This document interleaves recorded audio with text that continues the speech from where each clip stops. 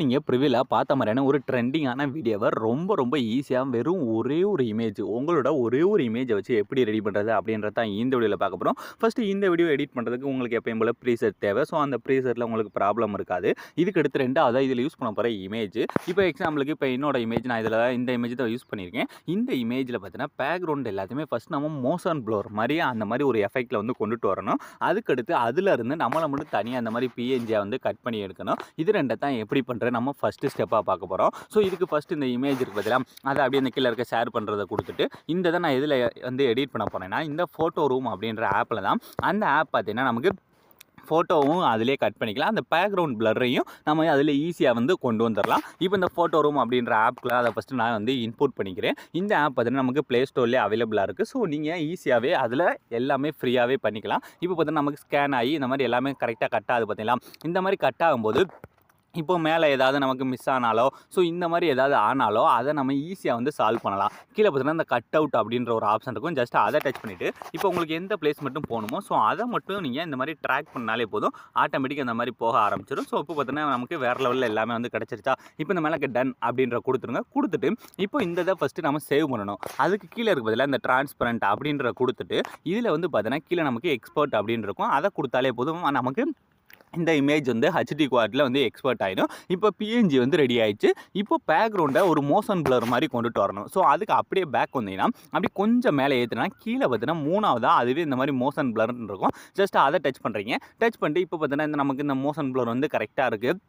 So இந்த மாதிரியே நீங்கள் எடுத்துக்கோங்க. இல்லை ஒரிஜினல் இமேஜ் யூஸ் பண்ணுறா கூட பண்ணிக்கலாம். ஸோ இந்த மாதிரி யூஸ் பண்ணினா உங்களுக்கு அந்த டெக்ஸ்ட்லாம் வந்து நல்லா தெரிய ஆரம்பிக்கும். ஸோ அதனால தான் அந்த எஃபெக்ட் வந்து நான் ஆட் பண்ண சொல்கிறேன். ஸோ இதையும் பார்த்தீங்கன்னா நீங்கள் ஃபஸ்ட்டு சேவ் பண்ணி எடுத்து வச்சுக்கோங்க. இப்போ இமேஜஸ் எல்லாமே ரெடி ஆகிடுச்சு. இதை வச்சு வீடியோ எப்படி மேக் பண்ணுறேன்னு பார்க்கலாமா. ஃபஸ்ட்டு அப்படியே பேக் வந்துட்டு இப்போ நான் கொடுத்துருக்க ப்ரீசெட்டு இந்த ப்ராஜெக்ட் அப்படின்றக்குள்ளே போயிட்டு நான் கொடுத்துருக்க ப்ரீசெட் ஃபஸ்ட்டு ஓப்பன் பண்ணதுமே இதில் உங்களுக்கு தமிழ் ஃபாண்டு, அதாவது இந்த வீடியோ ஃபுல்லாகவே நான் தமிழ் லிரிக்ஸ் தான் கொடுத்துருக்கேன். உள்ளே வந்தோடனே உங்களுக்கு ஃபாண்ட் எல்லாமே மிஸ்ஸிங் அப்படின்னு சொல்லி ஒரு மெசேஜ் மாதிரி வந்திருக்கும். ஸோ இதில் நான் யூஸ் பண்ணியிருக்க ஃபாண்ட் மட்டும் இல்லாமல் இன்னும் எக்கச்சக்கமான தமிழ் ஃபாண்ட்ஸை நம்மளோட டெலகிராம் சேனலில் உங்களுக்கு ஃப்ரீயாகவே வந்து கொடுத்துருக்கேன். ஸோ அந்த வீடியோவை போய் பார்க்காதவங்க பார்த்துட்டு நம்மளோட டெலகிராம் சேனலில் ஃபஸ்ட்டுக்கு ஜாயின் பண்ணிக்கோங்க. கீழே டிஸ்கிரிப்ஷனில் லிங்க் இருக்குது. அதில் போய் நீங்கள் ஃப்ரீயாகவே அந்த ஃபாண்ட்ஸ் எல்லாத்தையுமே டவுன்லோட் பண்ணி யூஸ் பண்ணிக்கோங்க. இப்போ உங்களுக்கு ஃபாண்டு அந்த தமிழ் ஃபாண்டு ப்ராப்ளமும் வந்து சால்வ் ஆகிடுச்சா. இதுக்கடுத்து இப்போ இமேஜ் தான் ஆட் பண்ண போகிறோம். ஃபஸ்ட்டு உள்ளே எப்போ வந்தாலுமே 3D ஆப்ஷனை ஆன் பண்ணிக்கோங்க. அப்போ தான் இமேஜ் வந்து எங்கெங்கே அரேஞ்ச் ஆகுது அப்படின்றது தெரியும். ஸோ 3D ஆப்ஷனை ஆன் பண்ணதுக்கப்புறம் இப்போ இந்த கீழே இருக்க ப்ளஸ் ஐக்கனை டச் பண்ணி இந்த மீடியாவை டச் பண்ணுங்கள். டச் பண்ணிட்டு இப்போ இந்த இடத்துல நீங்கள் எடிட் பண்ண போகிறோம் உங்களோட இமேஜ். இப்போ நம்ம பேக்ரவுண்டாக அந்த ரெடி பண்ண இமேஜை ஃபஸ்ட்டு செலக்ட் பண்ணிவிட்டு இந்த மேலே இருக்க 3 டாட்டை டச் பண்ணி இந்த 5வது இருக்க ஃபில் கம்போஸ் ரெடி அப்படின்ற கொடுத்துட்டு இந்த மாதிரி ஃபில் ஸ்க்ரீனில் செட் ஆகும். ஃபஸ்ட்டு இதை வீடியோட லாஸ்ட் வரை இழுத்துக்குங்க. இழுத்ததுக்கப்புறம் இப்போ ஸ்டார்டிங் வாங்க. ஸ்டார்டிங் வந்துட்டு அப்படியே லாங் ப்ரெஸ் பண்ணுறீங்க. எல்லா லேயருக்கும் கீழே கொண்டுட்டு வாங்க. இந்த மாதிரி கொஞ்சம் கொஞ்சமாக இழுத்து எல்லா லேயருக்கும் அந்த சாங்குக்கு மேலே கொண்டு வந்து வச்சா தான் உங்களுக்கு அந்த டெக்ஸ்ட் எல்லாமே வந்து கரெக்டாக தெரிய ஆரம்பிக்கும். இப்போ இதை கொஞ்சம் கொஞ்சமாக மூவ் பண்ணி பாருங்கள். எல்லா பிளேஸ்லையும் கரெக்டாக வந்து ஃபேஸு அந்த டெக்ஸ்ட்டு எல்லாமே தெரியுதான்னு பாருங்கள். ஸோ இந்த மாதிரி நான் ஒரே ஒரு இடத்துல சொல்கிறேன். ஸோ அங்கே செட் பண்ணாலே போதும், மற்ற எல்லா இடமும் வேறு லெவலில் செட் ஆகிடும். இப்போ கொஞ்சம் கொஞ்சமாக மூவ் பண்ணிட்டே வந்தோம்னா இந்த இடத்துல பார்த்தீங்கன்னா நமக்கு இமேஜ் வந்து ஃபுல்லாக ஜூம் அவுட் ஆகுது பார்த்தீங்களா. இந்த இடத்துல இந்த 9.19 செகண்ட் அந்த இடத்துல போயிட்டு இப்போ இமேஜ் டச் பண்ணி இந்த இடத்துல நீங்கள் கரெக்டாக செட் பண்ணாலே போதும், மற்ற இடத்துலாம் அதுவே வந்து பர்ஃபெக்டாக அந்த இடத்துக்கு ஏற்ற மாதிரி வந்து ஈஸியாக வந்து செட் ஆகிடும். இந்த இடத்துல நீங்கள் எப்படி செட் பண்ணணுமோ ஸோ உங்களுக்கு ஏற்ற மாதிரி இந்த மாதிரி செட் பண்ணிவிட்டு இப்போ இந்த கீழே இருக்க எஃபெக்ட் போயிட்டு இதில் இந்த ஆட் எஃபெக்ட் போயிட்டு இதில் நம்ம எப்பயும் போல் அந்த டைல்ஸ் எஃபெக்ட்டை ஃபஸ்ட்டு ஆட் பண்ணிவிட்டு கீழே இருக்க இந்த மிரரை மட்டும் ஆன் பண்ணி விட்டுட்டு இப்போ அப்படியே பேக் வந்துருங்க.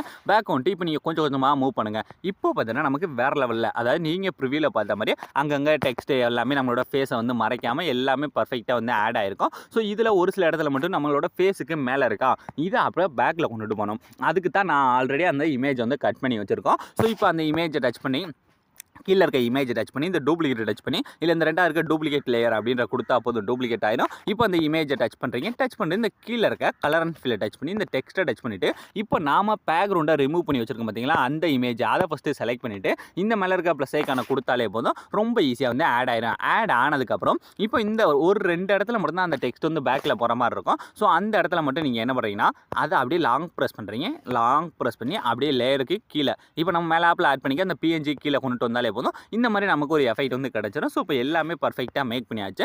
இதே மாதிரி உங்களுக்கு எந்தெந்த டெக்ஸ்ட்லாம் வந்து பேக்கில் போகணுமோ அதை மட்டும் லாங் ப்ரெஸ் பண்ணி அப்படியே அந்த பிஎன்ஜிக்கு கீழே கொண்டு வந்தாலே போதும், வேறு லெவலில் ஆட் ஆகிடும். ஸோ அவ்வளோ ஈஸியான ஸ்டெப்பில் எல்லாத்தையுமே ரெடி பண்ணியாச்சு.